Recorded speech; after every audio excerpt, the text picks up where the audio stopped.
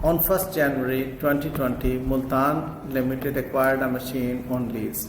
आप मुल्तान लिमिटेड हैं, आपने एक मशीन लीज पर ली है from Vihari leasing limited. Vihari leasing limited एक लीजिंग कंपनी. ठीक है यासिर, तबीयत ठीक है बेटा? हाँ.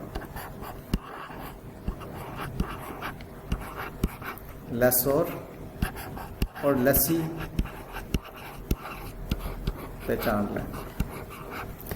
लस्सी है मुल्तान लीजिंग, मुल्तान लिमिटेड, और लेसोर है Vihari leasing limited. Okay. The first annual installment 35 million was paid on 1st January and 2 more subsequent annual installments of 35 million are payable on 1st January each year. आप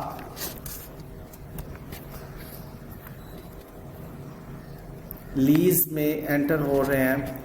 इंसेप्शन उसकी है 1st January 20 और 1st January 20 को ही आपने first instalment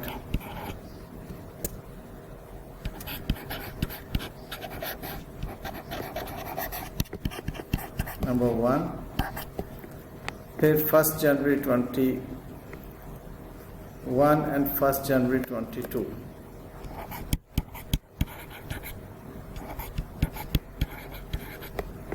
Installment 2 and installment 3.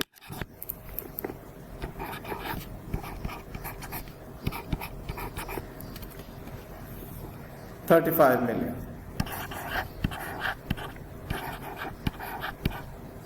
ये cash flows 3 है.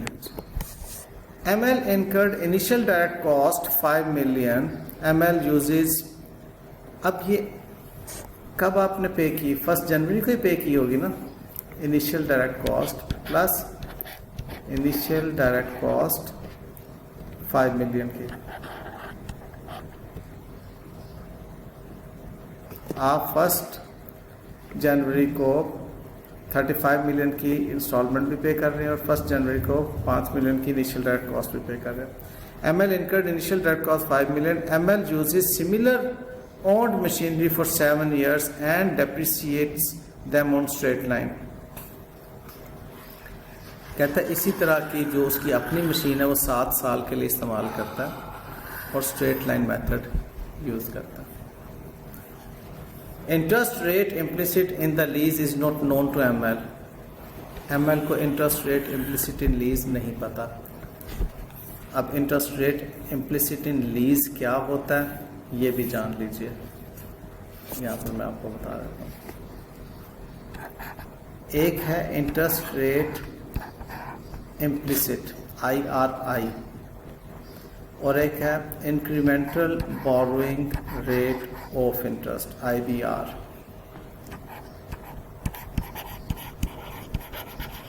Interest rate implicit ये interest rate of लेसोर होता है. ये बात याद रखना है, बड़ी अहम बात. ये इंटरेस्ट रेट ऑफ लेसोर होता है जिसको आप IRR भी कह सकते हैं, इंटरनल रेट ऑफ रिटर्न, कि वो कितने में एसेट को लीज करवा रहा है और क्या रिटर्न्स ले रहा है. उन रिटर्न्स को किस रेट पर डिस्काउंट करे कि fair value of the asset today जो है उसके बराबर आ जाए, वो interest rate implicit in lease होता है. IBR जो होता है इंक्रीमेंट, इसको IBRI बेशक कहते हैं, ये इंक्रीमेंटल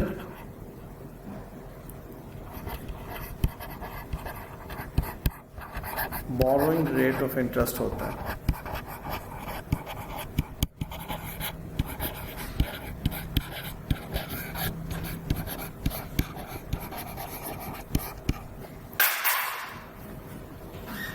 ये इंटरेस्ट रेट ऑफ लेसी होता है.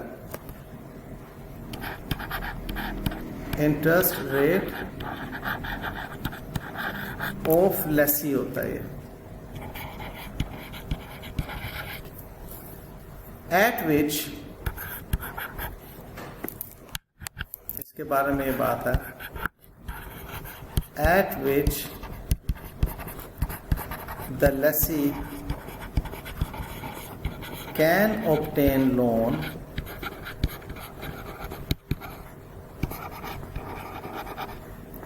from a bank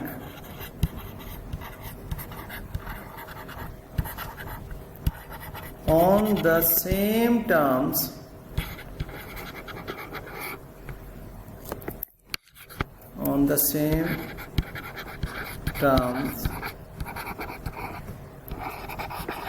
and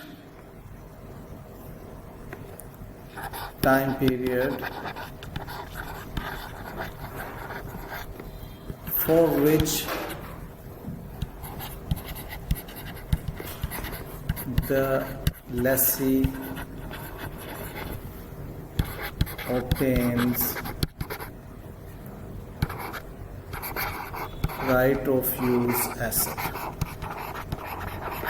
from lessor। वो कहता है कि जी बैंक के पास चले जाता है कि मैं ये एसेट 3 साल के लिए ले रहा हूँ और इस एसेट की कीमत जो है ये सपोज 10 मिलियन है और मैंने ये 10 मिलियन इस तरीके से वापस करना है। बैंक को कहता बताएं आप क्या रेट ऑफ इंटरेस्ट पे आप ये 10 मिलियन मुझे देंगे। उसको कहते हैं incremental boring rate of interest. ये सिर्फ लेसी के लिए इंटरेस्ट रेट होता है, ये लेसोर का इंटरेस्ट रेट नहीं होता। जो IRI होता है वो लेसोर का इंटरनल रेट होता है। लेसोर को खुद से पता होता है कि जी मैं किस रेट पर ये लीज ट्रांजैक्शन में एंटर हो रहा हूँ, मुझे जो रिटर्न्स मिल रहे हैं, जैसा कि इसको ज़रा समझिएगा यहाँ से। आज आपके पास 100 रुपये की इन्वेस्टमेंट और इस 100 रुपये की इन्वेस्टमेंट के बदले में आपको 40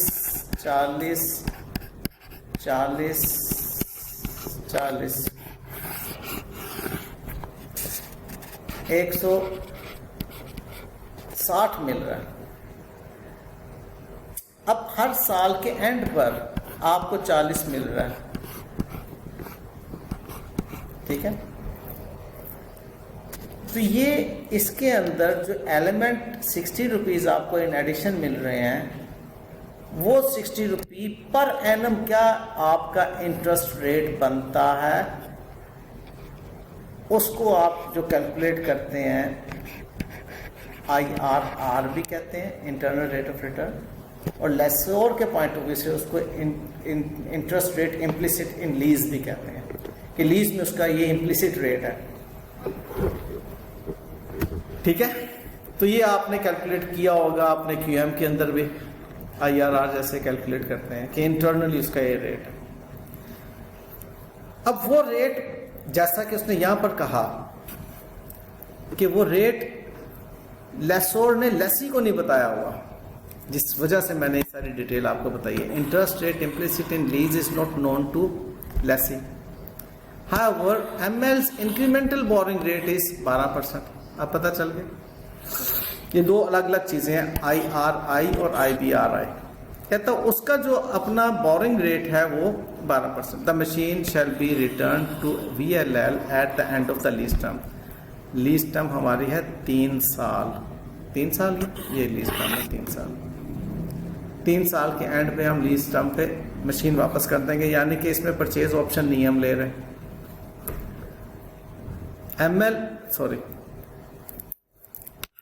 The estimated residual value of the machine at the end of 3 years is estimated at 30 million, out of which ML has guaranteed 20 million। अब वो पीछे जो हमने पीछे देखा था कि अब 30 उसको मिल रहा है, वो 20 कर रहा है गारंटी का मतलब है कि ये अमाउंट उसको इसकी तरफ से कोई सपोर्टिव नहीं है, यानी कि उसको नहीं दे रहा। लेसी को लेसोर को उस सूरत में देना पड़ेगी अगर लेसोर को मार्केट से नहीं मिल रहा होगा। वो कहेगा कि इसकी रेजिडुअल वैल्यू तो मैंने 30 डिटरमिन की है, लेकिन मुझे मार्केट से जो है वो 12 मिल रहा है। आप कहते हैं कि मैं 20 गारंटी करता हूं, तो इसका मतलब है कि उसके ऊपर आप 8 उसको दे देंगे। अगर उसको 30 मिल रहा है तो ठीक है, मिले, आपने तो उसको 20 की हद तक कहा ना कि मैं गारंटी करूंगा। तो this 20 is not to be included in lease payments. Okay, अच्छा जी। ML is also obliged to incur decommissioning cost of 4 million at the end of the lease term।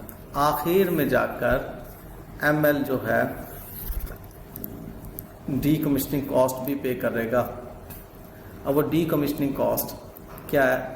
जो साइट रेस्टोरेशन कॉस्ट या asset removal cost आपने पढ़ी हुई है, 3 साल के लिए आप उसको एसेट बनाने जा रहे हैं, तो आप वो कॉस्ट जब इनकर करेंगे तो उसकी भी तो प्रेजेंट वैल्यू। अब ये डीकमिशनिंग कॉस्ट लेसी लेसोर को पे नहीं कर रहा है, इसलिए वो लीज पेमेंट्स में नहीं आएगी। डीकमिशनिंग कॉस्ट लेसी लेसोर को पे नहीं कर रहा। हमने लीज पेमेंट के बारे में क्या पढ़ा हुआ है कि जो लेसी लेसोर को पे करेगा वो कॉस्ट, वो जो कैश फ्लोज हैं वो लीज पेमेंट्स में है। इस पे क्लियर है जी?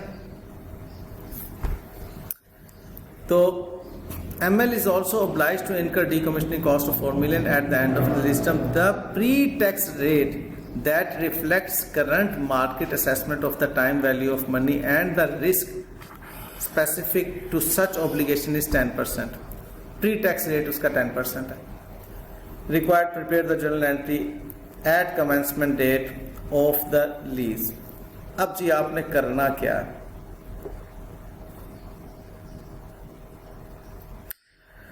आपने present value of the lease payments calculate करनी है। आपके पास ये कैश फ्लोज है। मैं अगर ये वक्ती तौर पर रब कर दूँ क्योंकि इसकी जरूरत नहीं है। आपके पास ये कैश फ्लोज आ रहे हैं 40, 35। मैं डीकमिशनिंग इसमें भी शामिल नहीं कर रहा। 35 इसको आपने उसकी IBR पे करना है 12% IBR पे करना है। मुझे बताइए जी 12% पे इसकी क्या प्रेजेंट वैल्यू बनती है? अच्छा एक मिनट, आपने प्रेजेंट वैल्यू कैलकुलेट करनी है 1 जनवरी 20 पर, तो इस पर तो इसका प्रेजेंट वैल्यू फैक्टर 1 ही आएगा, ठीक है?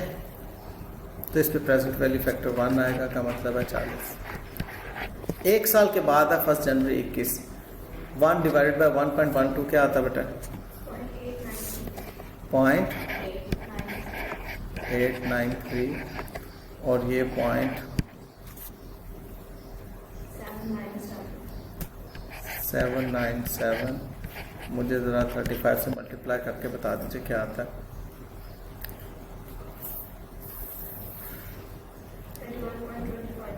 31.25 27.9। अच्छा मुझे अब आप ये बताइए कि इसके लिए कैश पे कर दिया आपने या नहीं?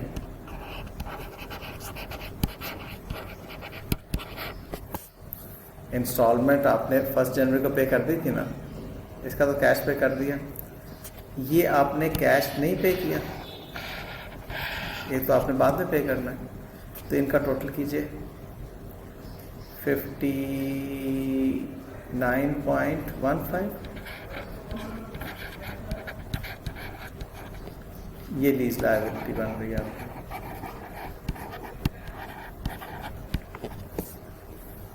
ठीक बात? 59.15। डीकमिशनिंग आपकी कब हो रही है? तीसरे साल के एंड पे। ये पहला साल 1 जनवरी 20 को ख़त्म हो रहा है 31 दिसंबर 20, फिर दूसरा 31 दिसंबर 21, फिर 31 दिसंबर 22। तो 31 दिसंबर 22 को डीकमिशनिंग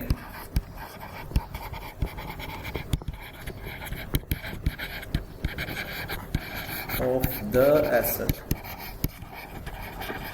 पे आपकी क्या इनकर हो रही है, कैश फ्लो। उसने कहा था 4 मिलियन आपके डीकमीशन। अच्छा, अब यहाँ पढ़ना है, पास्ट पेपर ने किसी और तरीके से इसको डिस्कस किया हुआ है, बुक ने किसी और तरीके से डिस्कस किया हुआ है। मैं आपको इसलिए बता रहा हूँ कि जब पास्ट पेपर आप करेंगे तो वहाँ पर एक रोला आएगा। मेरी भी अपनी एक राय इसके ऊपर है, वो भी मैं आपके साथ शेयर करता हूँ। जो भी कैश फ्लो लीज पेमेंट से हटके होगी उसको आप आईबीआर पर या आईआरआई पर प्रेजेंट वैल्यू कैलकुलेट नहीं करेंगे, बल्कि उसको आप जो आपकी नॉर्मल मार्केट रेट है उस पर कैलकुलेट करेंगे। ठीक है, ये बात फॉलो की। मार्केट रेट 10% है, जो आपका इंक्रीमेंटल बोरिंग रेट उस लीज के लिए है वो 12% है।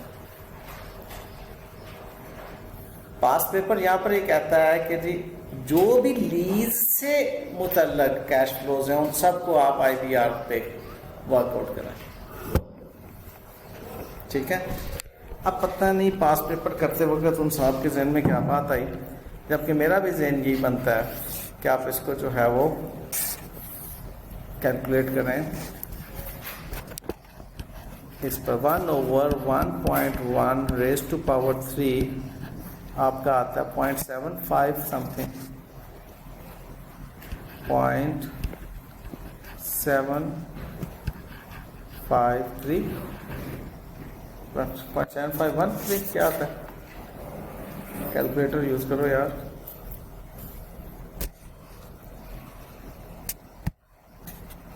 पॉइंट 7513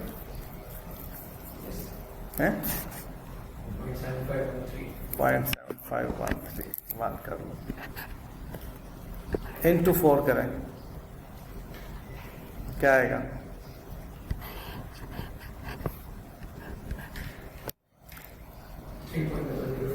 3.0053 आ गया।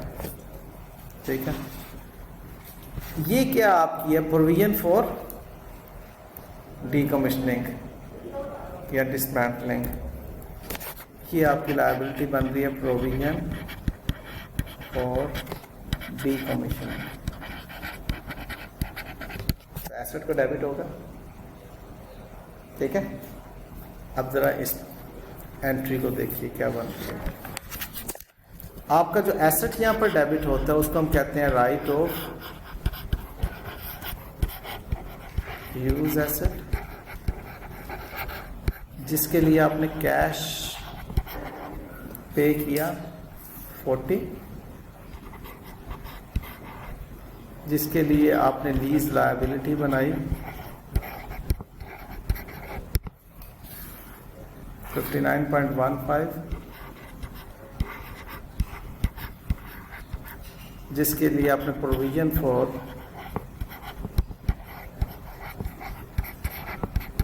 डीकमीशनिंग या डिसमेंटलिंग जो भी आपने करना, डीकमीशनिंग ही लिखता हूँ।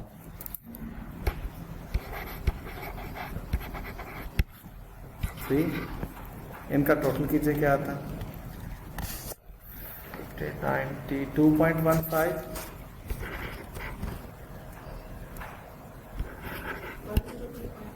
है, 102.15 ये आपका।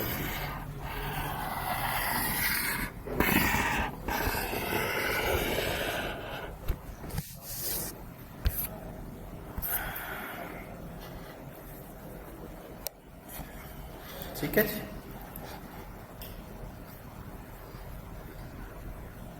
समझ आ गई।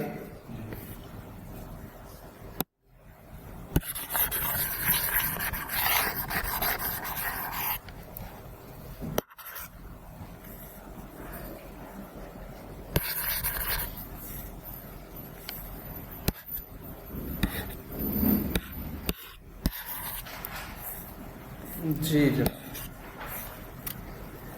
इसके अंदर आपने इस सवाल पे बहुत सी बातें सीख ली हैं। लेसी की अकाउंटिंग तकरीबन तमाम सीख ली है।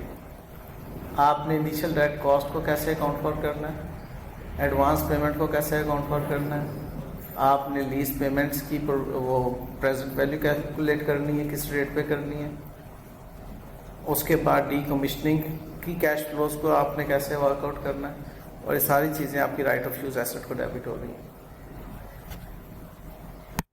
दूसरे लफ्ज़ों में एक और बात ध्यान में रखिएगा, राइट ऑफ यूज एसेट की मेजरमेंट लीज लायबिलिटी की मेजरमेंट के बराबर नहीं होती, ज़रूरी नहीं है,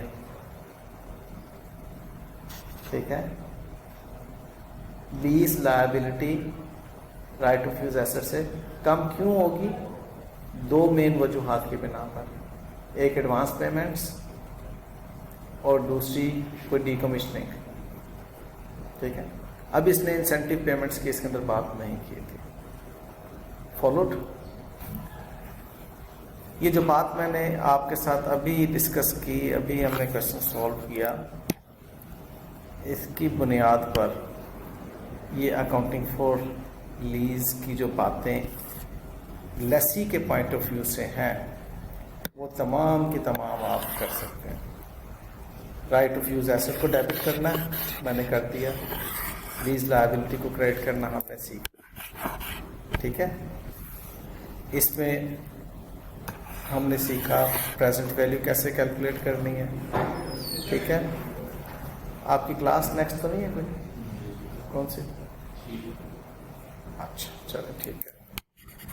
आपको मैं बहरहाल ये कुछ थोड़ा सा काम दूंगा, उसके ऊपर आपने ये इसका लीज स्केड्यूल बनाना होगा और इसकी अकाउंटिंग करनी होगी लेसी के पॉइंट ऑफ व्यू से, और उसके एक्सट्रैक्ट्स जो हैं वो देखने होंगे बैलेंस शीट के अंदर किस तरह से आ रहे हैं, फ्लोस में किस तरह से आ रहे हैं, ठीक है जी। ये मैं एक शीट आपको एडिशनल भेजूंगा, उस पर आपने थोड़ा सा काम करना होगा। और अगेन ये होमवर्क है। होमवर्क का क्या मतलब है कि आपने इससे मिलते जुलते जितने भी क्वेश्चन सॉल्व कर सकते होगे उनको उठाना है आपने, ओके।